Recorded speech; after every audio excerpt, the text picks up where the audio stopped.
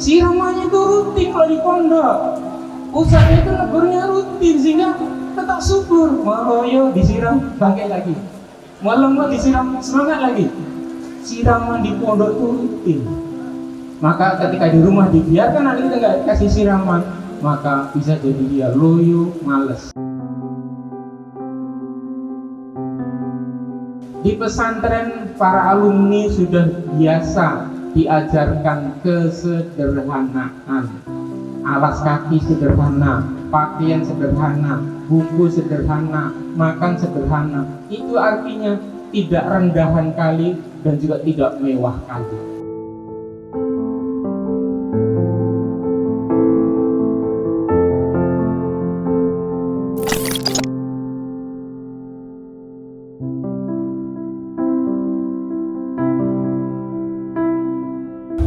Alhamdulillahirabbil alamin. Asyhadu an la ilaha illallah wa asyhadu anna Muhammadar Rasulullah.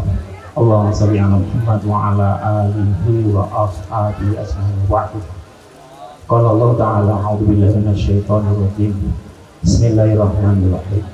Wa'tasimu bihablillahi jami'an wa la tafarraqu. Para hadirin sekalian dirahmati Allah, Bapak, Ibu serta yang dirahmati Allah. Kita bersyukur pada kesempatan kali ini bisa bertemu dalam kebaikan. Semoga kita juga akan dipertemukan di kesempatan lain dalam kebaikan dan di tempat yang terbaik, namanya jannah. Tidak ada tempat yang lebih baik daripada jannah, surga. Kita bertemu di dunia, bertemu sebentar, setelah itu berpisah. Bertemu sekian waktu, setelah itu harus berpisah. Tapi insya Allah khalidina fiha, kekal di jannah yang di sananya akan terpenuhi segala keinginan kita. Tidak ada yang sakit, tidak ada yang lemah, tidak ada yang miskin, tidak yang menderita. Semuanya mendapatkan rahmat kasih sayang dari Allah. Semoga semuanya kita bisa sampai ke sana. Amin ya rabbal alamin. Pada kesempatan kali ini saya dimohon untuk menyampaikan pesan tausiah, wadaan, berpisah sementara. Insya Allah kita akan bisa berjumpa di masa yang datang. Pesan pertama tentang ayat-ayat ibadur rahman. Allah yang memberikan pesan, karena pesan Allah yang terbaik. Allah berpesan berarti pesan isinya sesuatu yang inti, yang terbaik, yang kalau tidak dikerjakan akan mendatangkan banyak hal yang tidak baik. Maka pesan tentang ayat-ayat ibadur rahman jangan dilupakan. Ayat ini tidak khusus untuk alumni ibadur rahman. Ayat ini untuk kita semua sebagai hamba Allah yang Maha Rahman. Maka ayat ini Al-Furqan 63 sampai 77. Ini diawali dengan wa ibadur rahman. Ibad itu hamba-hamba. Artinya bahwa kita dari lahir, status kita sampai ini dan sampai kapanpun akan tetap menjadi ibad, hamba. Kita bukan Tuhan. Maka sebagai hamba, ya cocoknya menjadi hamba. Cuma penghambaannya kemana? Ar-Rahman, menghambakan hidup kita ini kepada Allah yang Maha Rahman. Dan kita menghambakan kepada Allah yang Maha Rahman, Maha Pengasih, kita akan diberi sesuatu yang sangat mulia. Apa itu? Yakni ulaika yujzaunal ghurfata bima sabaru. Mereka orang yang menghambakan dirinya kepada Ar-Rahman akan dibalas dengan ghurfah, dengan istana-istana yang ada di jannah, yang ada di surga. Itu balasan untuk orang yang menghambakan dirinya, hidupnya untuk Allah yang Maha Rahman, ibadur rahman. Bagaimana cara penghambaannya? Perlu kesabaran. Bima sabaru. Untuk hidup menghambakan kepada Allah, memandiri pada Allah sampai nanti diberikan balasan surga, itu bima sabaru, dengan banyak kesabaran. Sabar ini penting untuk semua hal. Dalam hidup, dalam ibadah ini perlu kesabaran. Hal yang kecil kalau nggak sabar nggak akan terlaksana. Hanya minum karena kita kurang sehat, pikirnya lagi nggak bagus, hanya minum ini, minumnya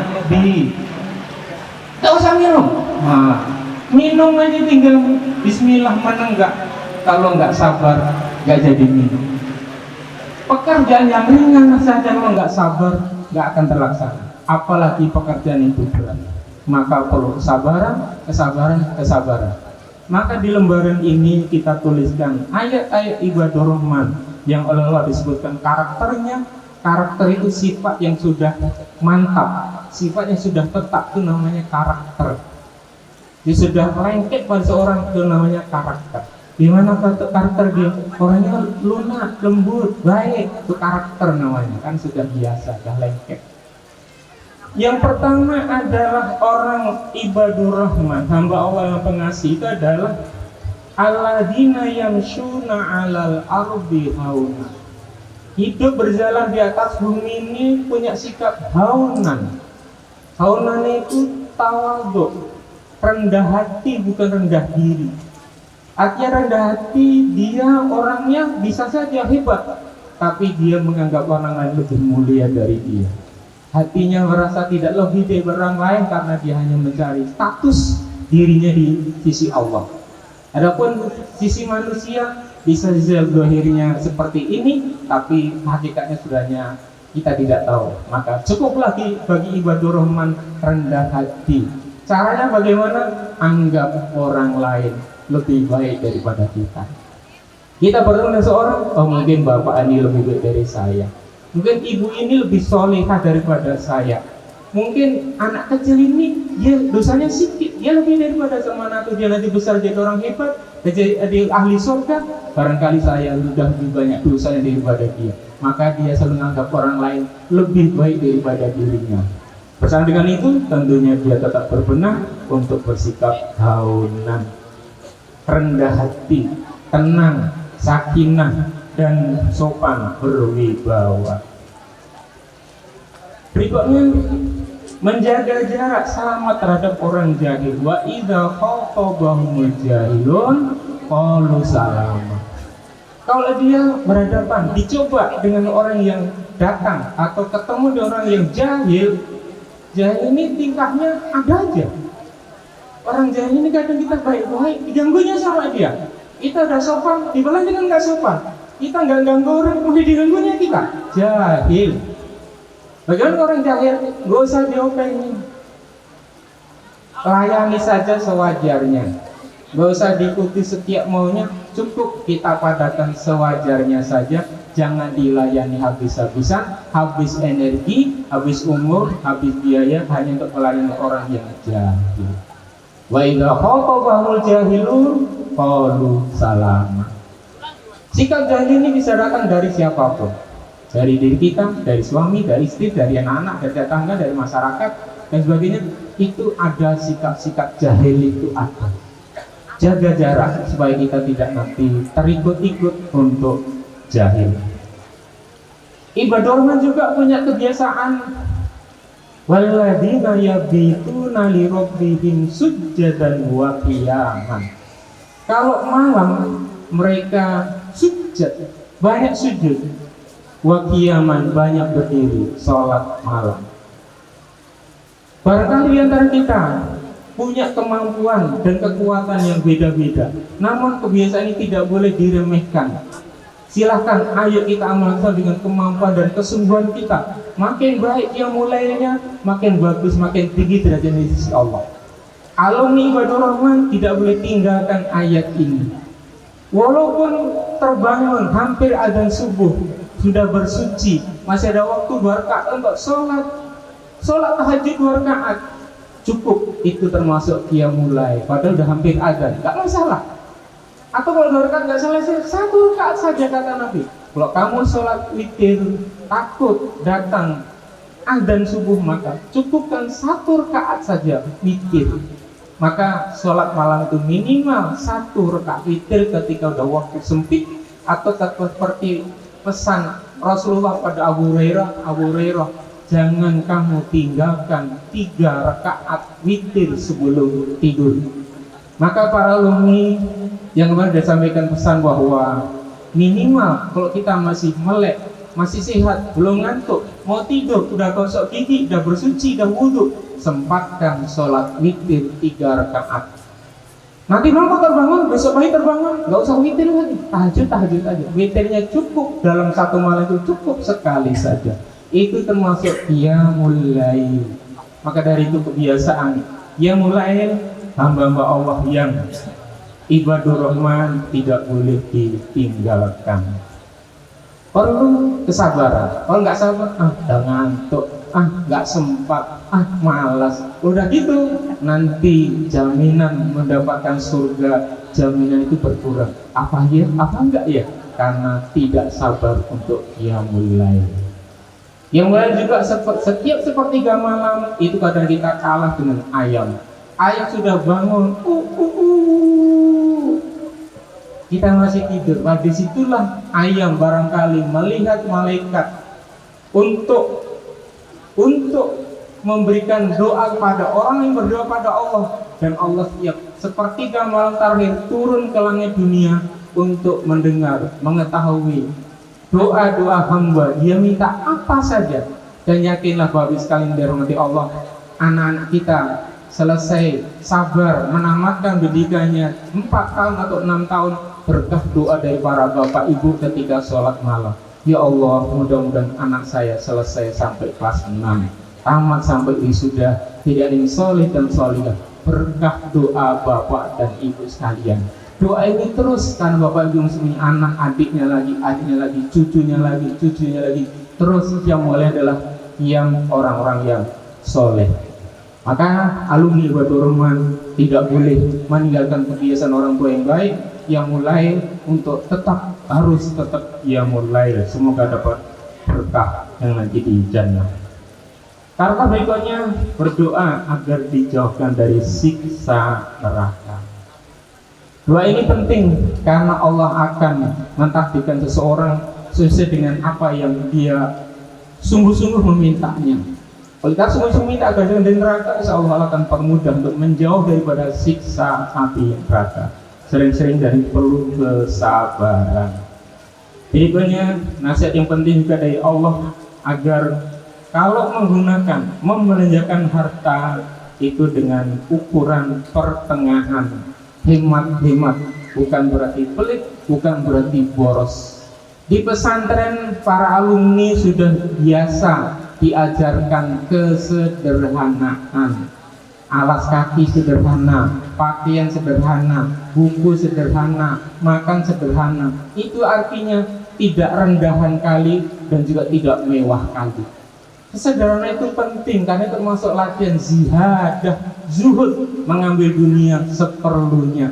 Karena dunia ini menggiurkan. Makin banyak kita minum, makin haus. Makin banyak dinikmati, makin kurang. Jadi kalau disyukuri sewajarnya, insya Allah Allah akan berikan qanaah secukupnya. Kalau sampai jatuh pada sikap boros, israf, maka itu akan merusak kehidupan. 10 aturan cukup, cuma karena boros 10 nggak cukup.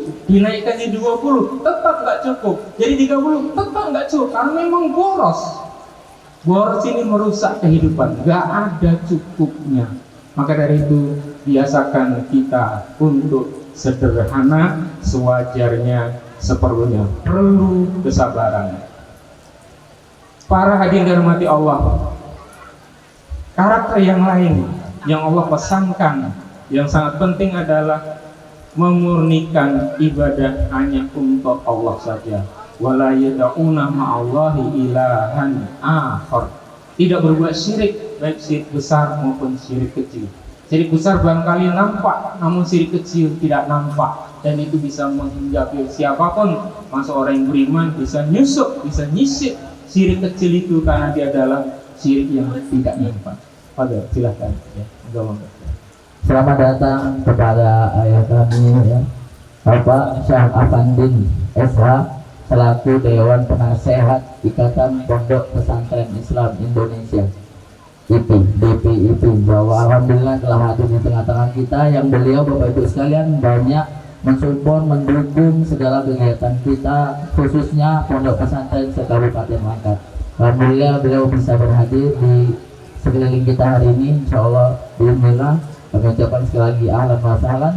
Pak Ulin, selamat datang di Pondok Pesantren Islam Ibadur Rahman. Selamat datang. Iya baik, makasih, selamat datang Bapak. Jemaah hadirin dirahmati Allah. Memurnikan ibadah ini penting. Di akhirat ada 3 orang yang hebat. Dia matinya syahid.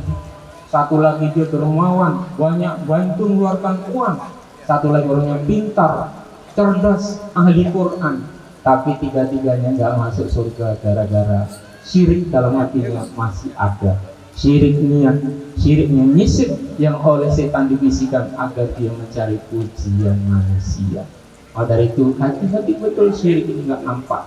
Maka para alumni khususnya kita Bapak Ibu, mari kita latih, biasakan diri untuk membersihkan setiap amalan.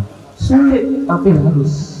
Sulit Pak untuk berbuat ikhlas, sulit Pak, tapi harus, karena kalau nggak ikhlas Allah nggak menerima amalan yang tidak ikhlas.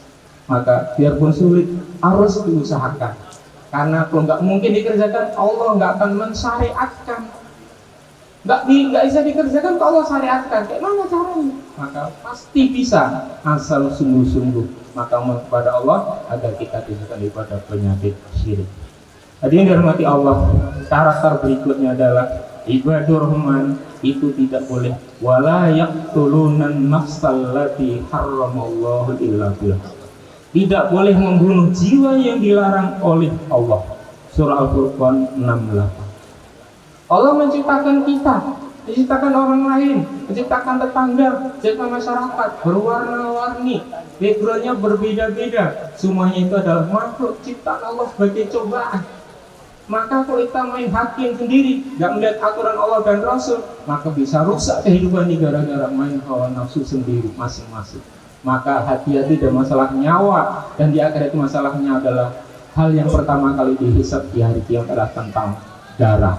Maka ibadah Rahman berhati-hati, jangan sembarang menumpahkan darah. Ada aturannya, perlu sabar.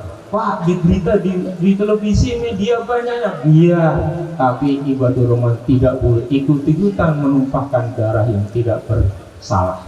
Itu di berita gini-gini, biar, tapi kita nggak boleh sembarangan untuk ikut yang tidak benar, nggak boleh ikut yang salah. Jadi yang dirahmati Allah, dan bersabar untuk tidak berzina. Maka dari itu alumni, putra putri, bapak ibu sebagai orang tua, bersyukur kali anak-anak kita disekolahkan, diibad sampai selesai dengan jarak ini pagar putri, sawit sana itu pagar putra, hanya berjarak berapa meter pekarangan penduduk, berapa meter. Bahkan kalau di gedung atas di depan sana, gedung atas itu dari belakang gedung itu, wah, anak putri putra di sana bisa jawab, wah, bisa Pak. Entah biarkan anak-anak kita ini, apalagi biarkan pakai HP masing-masing, itu bisa berinteraksi. Tapi para usahanya, para usahanya, saya ada, turun, nggak boleh, turun. Alhamdulillah, mudah-mudahan penjagaan syarat ini bisa kita teruskan. Karena untuk menjaga kesucian anak-anak kita, agar mereka tidak berinteraksi, tidak mendekati zina. Alhamdulillah sampai selesai antum selamat, dan nanti harus berinteraksi dengan seorang lawan jenis, interaksi yang sah sesuai dengan syariat, menikah pada waktu yang tepat. Ketika itu tidak tepat, jangan dulu, sabar dulu. Pak, di sekolah sana gini-gini, di tempat sana gini-gini, biar yang penting antum jangan ikut-ikut. Alhamdulillah, sabar untuk tidak berzina. Berikutnya tidak memberikan kesaksian palsu, tidak ikut-ikut dalam hal yang sia-sia. Banyak kali orang buang-buang umur pinjaman dari Allah. Waktu hidup itu tidak bisa dibayar. Berapa banyak udah hampir meninggal, pengen hidup lagi ditambah umurnya, nggak bisa. Tapi yang masih punya banyak waktu kadang dibuang-buang ke hal yang sia-sia. Ibadah Rahman tidak boleh buang-buang waktu, gunakan untuk hal yang baik. Perlu kesabaran. Berikutnya, kepribadian karakter ibadah Rahman adalah kalau diperingatkan dengan ayat Allah, ia tunduk patuh. Wa idza dzukiru bi ayati rabbih lam yahiru 'alaiha summa wa umyana. Kalau diingatkan tunduk. Seperti Umar bin Khattab, jawarannya sahabat Rasulullah. Kita bilang Rasulullah dah wafat Umar. Siapa bilang Rasulullah wafat? Kau tebas lehernya nanti. Rasulullah tidak wafat. Dia mungkin tidur, mungkin pingsan dia. Jangan bilang Rasulullah wafat. Siapa berani ngomong lagi? Kau tebas lehernya. Abu Bakar, Umar marah bilang Rasulullah wafat. Apa iya? Kemudian Abu Bakar datang. Ini kan dengan satu ayat. Tidaklah Muhammad adalah bapak-bapak kamu, orang tua kami yang tidak bisa menjawab. Dia itu Rasul biasa, utusan Allah. Dia manusia biasa yang dia akan mati.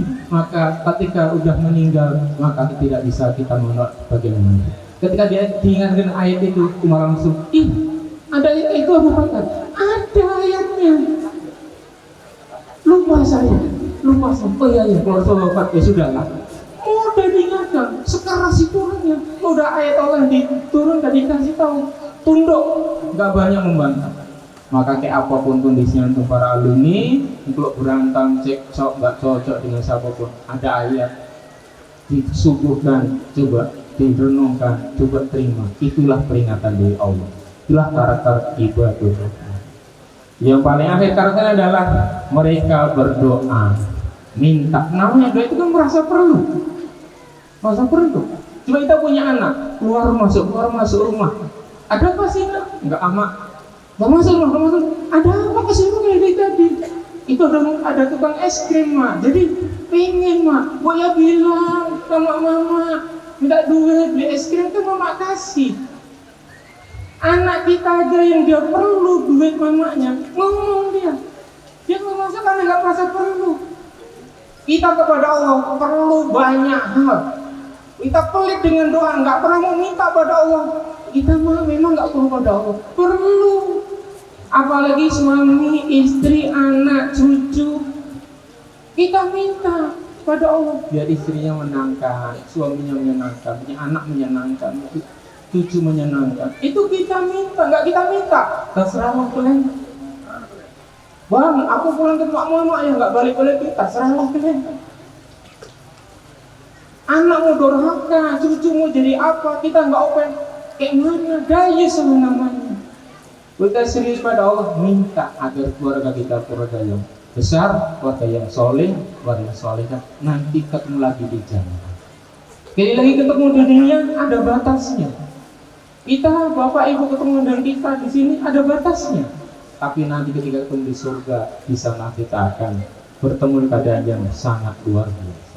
Maka dari itu karakter ibadah Rahman ini perlu untuk ditekuni, tidak hanya untuk para alumni, tapi ayat ini untuk semua hamba Allah yang hidupnya menghambakan diri kepada Ar-Rahman. Jamaah diri yang dirahmati Allah, pesan berikutnya yang sudah kita siapkan tulisannya, gimana cara menandai nantinya para alumni udah selesai dari sini, mandiri, kuliah di sana, kos di sana, nggak ada ustadznya, nggak ada kawannya, atau di rumah bapaknya sibuk, mamanya sibuk, nggak ada yang mengingatkan. Gimana cara menandai diri kita ini imannya sedang bagus, atau imannya sedang-sedang, atau imannya keadaan bahaya. Tandanya di surah Fatir 32 ada 3. Kalau kita masih suka mengerjakan yang wajib-wajib dengan baik, ditambah dengan amalan-amalan sunnah, dan tidak cuma satu amalan sunnah, tapi beberapa amalan sunnah masih ringan kita kerjakan, dan yang haram ditinggalkan, yang makruh pun ditinggalkan, berarti imannya kondisi prima, takwanya masih bagus, sebagaimana baru tamat dari pondok yang biasa dicetak, dikurung, dipagar, diingatkan, dijaga, imannya bagus. Namun kadang itu mereteli satu persatu. Tandai bapak ibu, besok pagi, gak usah jauh-jauh, besok pagi aja bangun tidur. Anak kita bangun sendiri atau dibangunkan jam 4:30 atau jam 4 atau jam 5 atau setengah 6 atau setengah 8. Dibangun tuh berkali-kali, ada pegang sapu baru bangun. Nah, kalau itu modelnya gitu, ya Allah, yang wajib saja baru 1 malam habis. Jadi kayak mana bekas ibadah Rahman didikan 6 tahun 4 tahun di mana? bangun aja masih susah. Maka dari itu besok pagi coba, tapi ini udah bocor ke alumni. Besok pagi udah siap-siap dia. Nah, siap-siap, tapi nggak apa-lah. Kalau besok pagi ketahuan bocor, ibu bapak siap-siap. Besok lusa pagi, coba anak kita bangun sendiri atau dibangunkan? Nah, tanda dan seterusnya. Kalau imannya prima, bagus, maka dia akan mandiri, akan bergerak sendiri seperti mobil yang masih baru, masih kuat, masih prima. Wah, gitu saja, nggak payah-payah digas, hanya disentuh, cik, gitu, jalan dia. Berarti imannya bagus. Tapi kalau sudah bangunkan, direpeti, bawakan pentungan, kayak mana, tutup kupingnya, tutup pakai bantal guling. Itu sudah darurat itu imannya. Maka dari itu kita sebagai saksi, kalian alumni sudah besar, udah balik, sudah dewasa, udah lebih dari 16 tahun, udah lebih dari 13 tahun yang putri, udah balik semua. Jadi nggak bisa lagi bilang saya masih kecil, sama harus diurus. Tidak, di pondok sudah biasa mandiri. Maka termasuk tanda-tanda imannya prima adalah dia sudah mandiri, melaksanakan yang wajib dan sunnah-sunnah tidak ditinggalkan. Yang haram ditinggalkan, yang makruh juga ditinggalkan. Baik dirahmati Allah, saya kemarin mau cari bibit tanaman, tapi agak kepayahan saya untuk pergi nyari ke tempat tukang bunga. Bapak Ibu barangkali pernah ada tukang bunga lewat, kemudian nampak ada bawa sampel satu pohon jeruk purut, dia masih di pot bunga, ada buahnya satu atau dua, dan dia cantik subur. Kira-kira Bapak Ibu nanya, atau Ibu lah biasanya, berapa nih Bang? Ini murah Bu, 10.000 aja Bu. Oh boleh, saya beli ya, beli. Kira-kira buah yang ada di pohon bibit di pot yang harga 10.000 itu besok bulan depan itu kira masih nempel atau udah gugur kira-kira? Kemungkinan sudah gugur. Kenapa? Itu bibit dipaksakan ketika ada di polybag itu disemprot, diberi pupuk rangsangan buah sehingga dia muncul buahnya. Ketika pindah ke tangan kita, taruh di belakang rumah, samping rumah, itu udah terserah itu. Ceker-ceker ayam terserah itu, siram terserah itu, enggak disiram terserah itu. Ya mati, buahnya pun rontok sudah ada. Anak kita alumni, ketika baru keluar dari tempat pembibitan, menggiurkan kali, gantengnya, solehnya, cantiknya, solehanya, ganteng kali, cantik kali, mulai sampai mantu ya, seneng kali. Nggak tahunya bulan berikutnya udah rontok, kesolehannya nggak asli rupanya. Naudzubillah min dzalik. Maka wujudkan keaslian, soleh antum itu asli, solehan antum itu asli. Gak cuma ketika di pembibitan saja yang nampak indah, bagus, ganteng, cantik, tapi asli. Sampai kapanpun, bahkan kok bisa saya akan lebih daripada ini, lebih soleh daripada ini. Itu semuanya. Itu cara menjaga buah iman. Jangan dibiarkan tidak dipupuk, tidak disiram. Kalau di pondok disiram. Nanti ustaz saya yang ada di masjid. Tadi siapa tadi yang lambat bangun? Ayo maju. Kenapa tadi lambat bangun? Ini habis menjulang ya. Siramannya itu rutin kalau di pondok. Usahanya itu negurnya rutin sehingga tetap subur. Maroyo disiram bangkit lagi. Malam disiram semangat lagi. Siraman di pondok itu rutin. Maka ketika di rumah dibiarkan nanti kita nggak kasih siraman, maka bisa jadi dia loyo, males. Maka besok baik kalau dia nggak mau bangun, siram aja. Siram basah ya Pak, ya, maksudnya diingatkan. Ini hormati Allah, gambaran mudah. Kemudian disiplin waktu, terutama untuk bangun tidur, ini bisa jadi masalah. Ketika libur maupun ketika sudah tamat, kalau libur masih ada harapan, balik ke pondok jadi rajin lagi. Udah tamat, nggak mungkin kita usul, udah kamu balik ke pondok sana. Mak, nggak ada kelas 7 sana mak, ada kelas 6, tamat, pulang. Balik ke pondok mau kelas berapa? Nggak ada. Maka ketika anak kita udah urusan bangun tidur susah, cari penyebabnya. Orang kita bersisa jam 9, bapak udah capek kerja siangnya, jam 9 udah ngantuk, jam 10 udah tertidur. Si mama yang bantu-bantu jam 10 juga udah capek tidur. Si anak jam 1 malam belum tidur, jam 2 malam belum tidur, ya besok bangunnya susah. Maka anak kita susah tidur, cari tahu penyebabnya apa, supaya nggak jadi kerjaan terus. Itu pentingnya untuk mandiri, bangun cepat, makanya cepat tidur, besok cepat bangun. Godaan setan jin banyak, setan manusia banyak. Pak, ada setan jin? Ada. Setan manusia? Ada. Itu istilah Allah dari Quran surah Al-An'am 112, 113. Wa kadzalika ja'alna likulli nabiyyin aduwan syayatinal insi wal jinni. Demikian kan jadikan setiap nabi itu kan jadikan musuh dari kalangan jin, setannya manusia dan setannya jin.